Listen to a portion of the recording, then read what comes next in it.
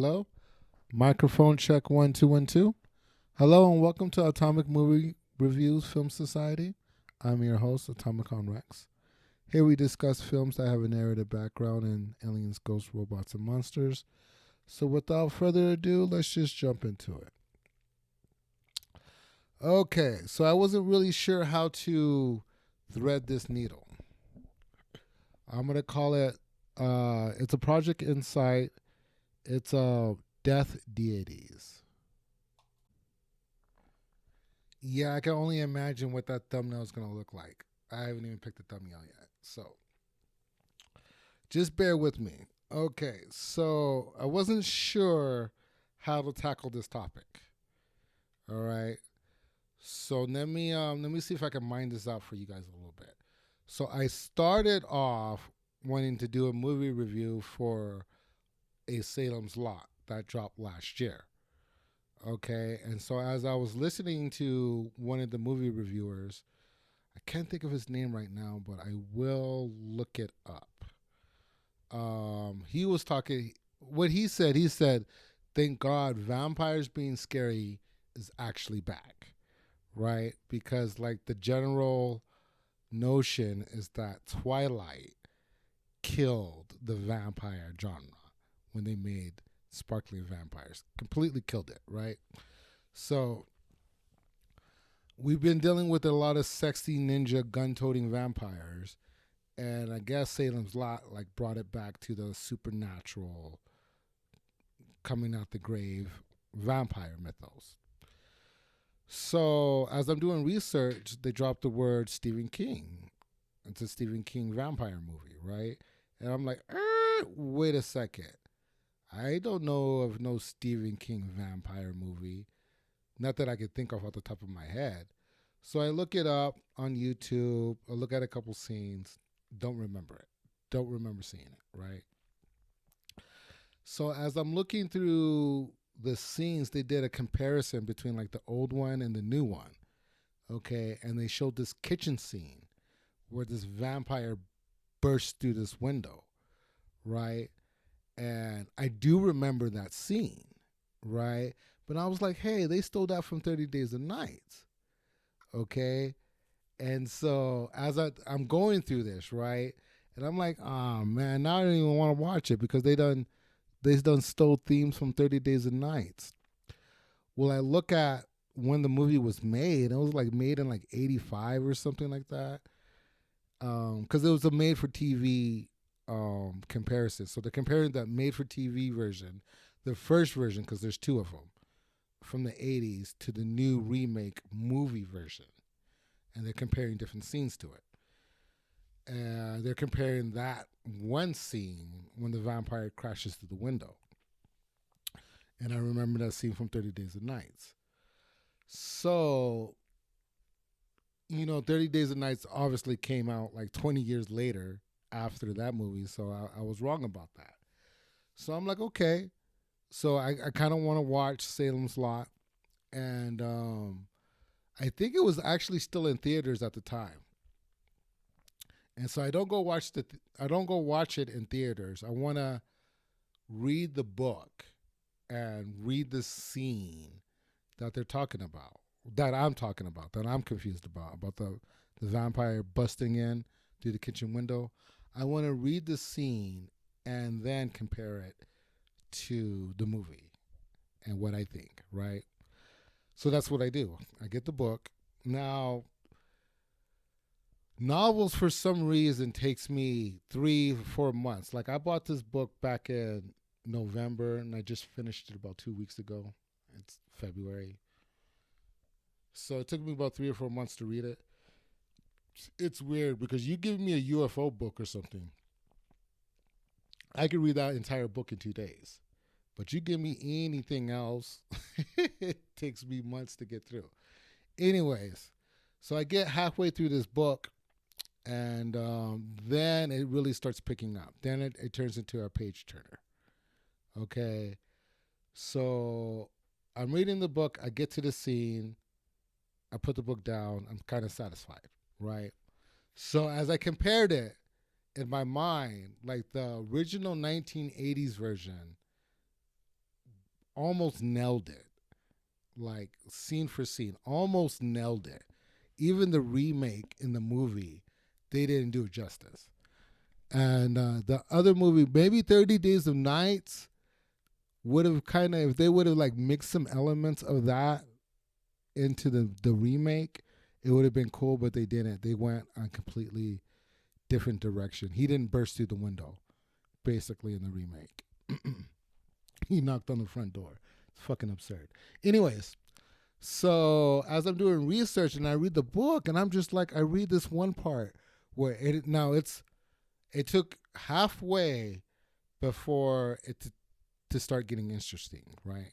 And then it took another quarter of the book before the actual Dark Lord shows up, right? The actual King Vampire and Salem's Lot shows up. He shows up, and I swear, like, I have a meta moment, right? Like, I put the book down and I start looking around my shoulders, looking around my back. I'm thinking that Stephen King is looking at me right now, right? So I'm reading the book, and oh man, what happened?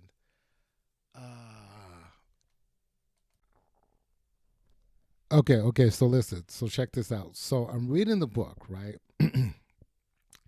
And it's getting kind of blurry. It's been about 2-3 weeks since I've read it.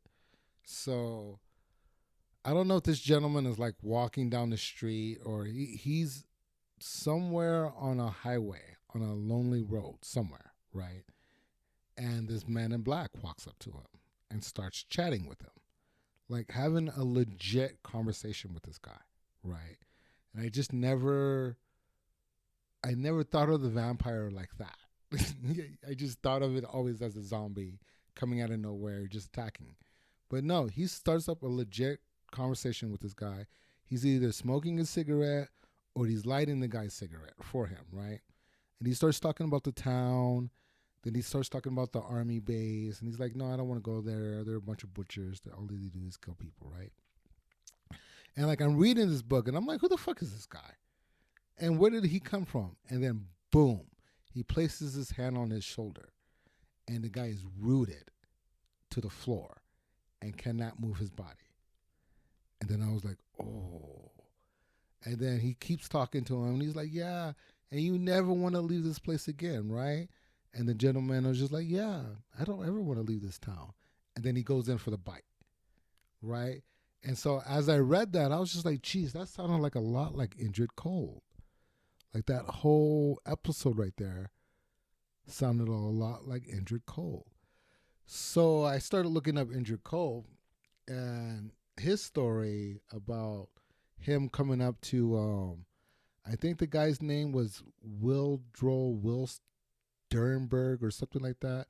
Some old 1930s name that nobody names their children that anymore, like Gretchen. You know, it's like a weird name.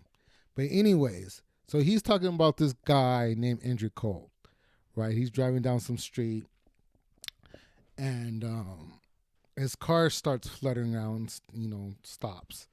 And at first he sees a car drive past him. I think that's how the story goes.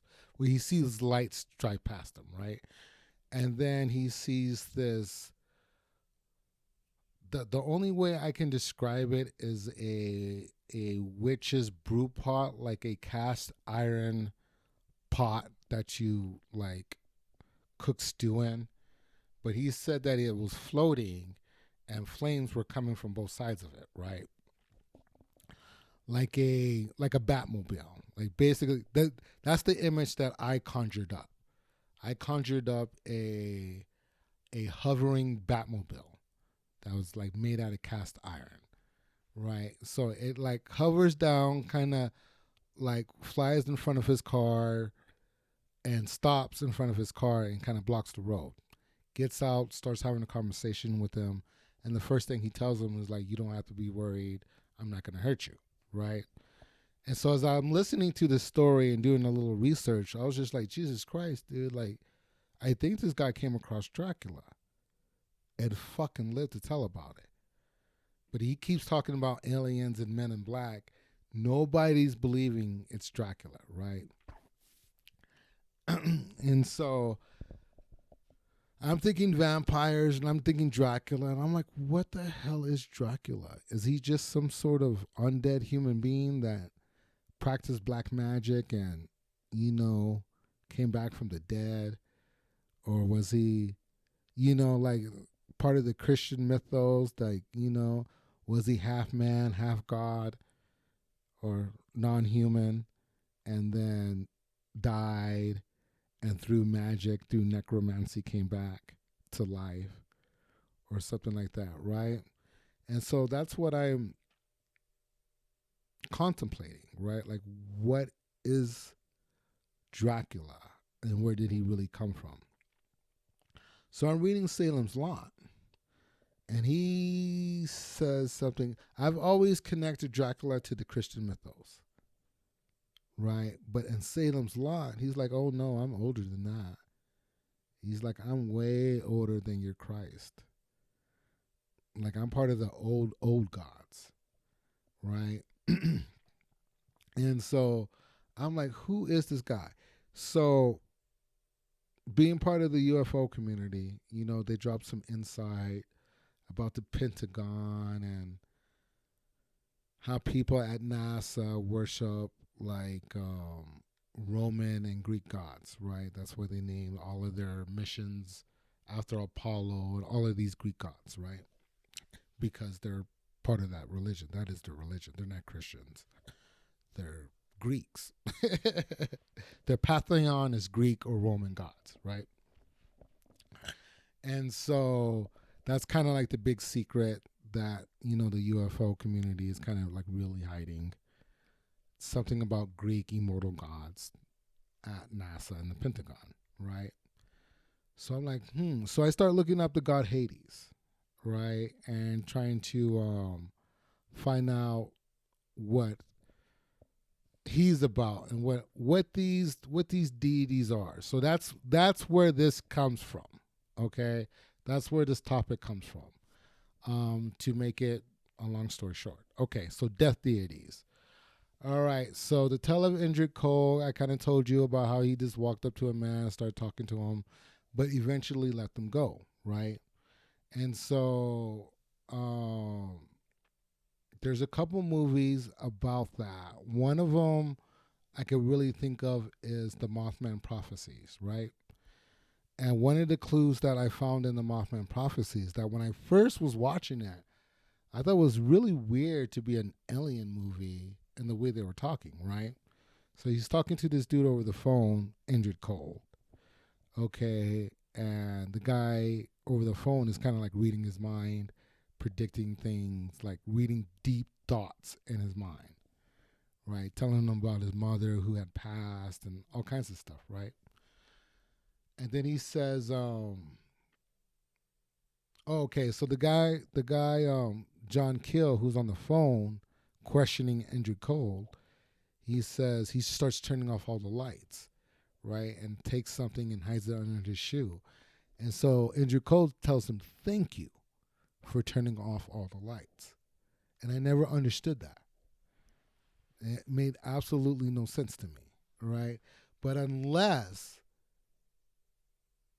you're the Dark Lord itself, you know what I mean? And you need darkness to move about, or like darkness is your realm. Turning off the lights only empowers you, only reveals everything even more.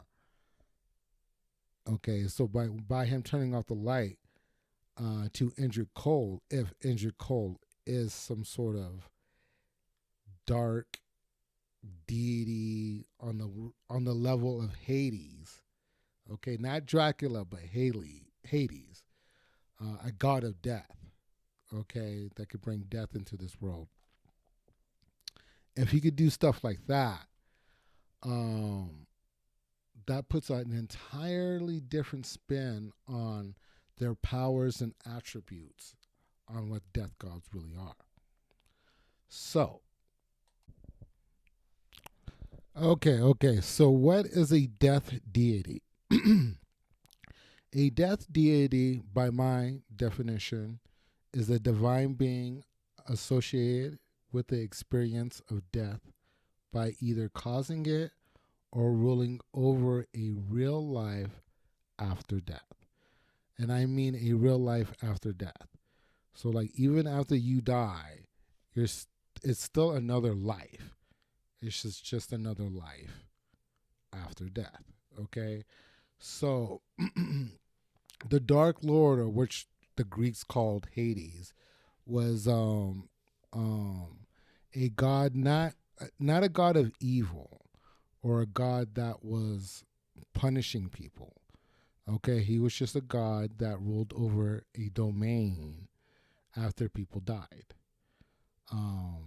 And in this domain, he didn't want people to leave. You weren't allowed to leave. He was kind of like North Korea. You might probably very much like North Korea. And it was a weird thing when I was looking up these ancient Greek gods, right? Because Hades, one of the main motives he has is causing plagues. Now you could take the modern scientific view that like plagues like the Black Death and all of that were caused by flea bites or infected carcasses. I'm just gonna tell you either way, it's a vampire or something along that line. Okay, and another motive of death is abduction of women. Like it's in his myth, he would abduct women, do what he wanted with them. It was like a big old weird old thing. So I found that very interesting when doing research on deities that represent death. And I wasn't, I didn't look up the Grim Reaper. I looked up, who did I look up? I went to Egypt. I think I just went to Egypt and Greece. I think those are the two places where the mythos of the gods of death are really known or really well developed. Okay, moving on. Signs of its arrival. Okay, usually it's plague, right? Like when the god of death arrives, people die. Right, it's just a big, massive plague. Another sign of its arrival, and this might sit weird for a couple of people, but I will quote a movie. It's called the Fourth Kind. Since I did, what was the last movie I quoted? I did the Mothman Prophecies. Okay, so I will quote the Fourth Kind in this one. So signs of its arrival would be an owl or a dove, maybe like a white bird, or a bat, maybe a black bird. Some sort of bird shows up. Okay, um, when these plagues and these bad things start to happen. Okay, which there may be a connection in the sense that the entity is causing these bad things to happen. Okay, so how to cheat death? How did ancient cultures cheat death? So I found two examples that can resonate, maybe. Okay, one example was blood on the door, lamb's blood on the door, right? Another example was from Egypt, where the sun god had, what did the sun god? Turned beer and dyed it red. Okay, and he had created a vampire and unleashed it on mankind to punish mankind. I think it's from the Celestial Cow mythos, and he created a vampire in the form of this lion-headed goddess woman, right? So he unleashes it on Egypt, and he cannot control her. He loses control over her. So he takes a bunch of beer and dyes it red, okay, and just like pours it out in the city somewhere, okay, where the vampire would, come across it. Vampire comes across it, starts drinking it, thinking it's blood, falls asleep, and then as it's when it goes to sleep, the sun god is able to reprogram her again and calm her down, basically reset her, right? And so that's part of the, how do you say his so yeah, that's part of the sun god Ra's mythos. That's what I'm trying to say. So where is this all leading to? This is leading to one place. I'm trying to find out who the Dracula is. The real Dracula, the first Dracula, the first vampire, and where it came from and how to banish it, right? So check this out. Listen to this idea. So after the mythos of the celestial cow, right? So this is the first time Ra or mankind rebels against Ra. He sends a vampire. He has to trick the vampire, get it drunk. The second time a flood comes, okay, and after that the second time he sends a flood, okay, and then after that he's done with human beings and he doesn't talk to human beings anymore, right?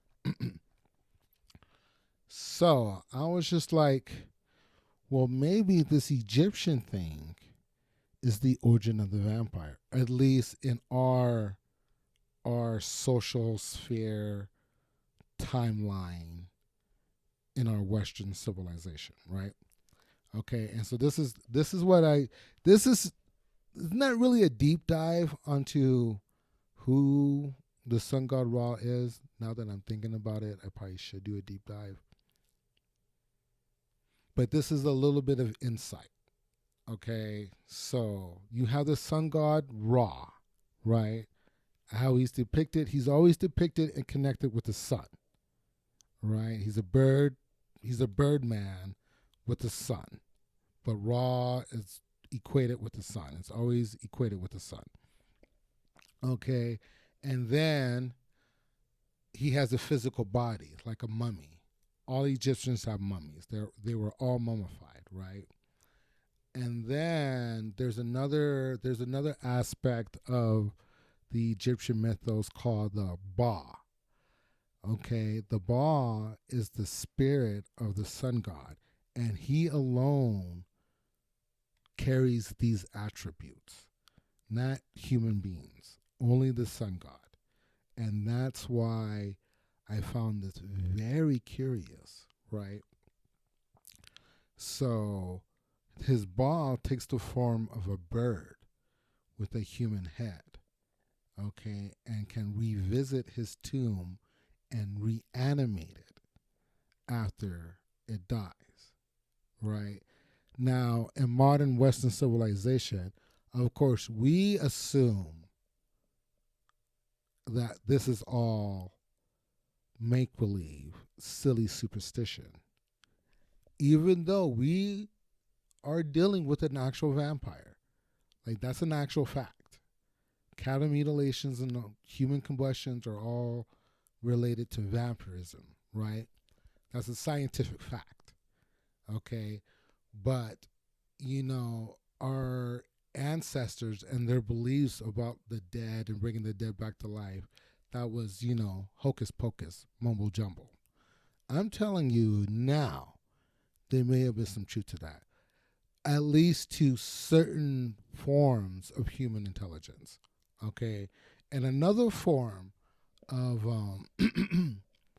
the sun god was his shadow, and they would say that and like in his lore, that his shadow would become independent and can move apart from him. Okay, so after the sun the sun god Ra died, after the first Egyptian king dies, part of him becomes the sun, right? Another part of him becomes this bird-headed thing that flies around and can reanimate his dead corpse, which we would call a zombie. Okay? And then another part is a shadow that can move independently of it. Okay?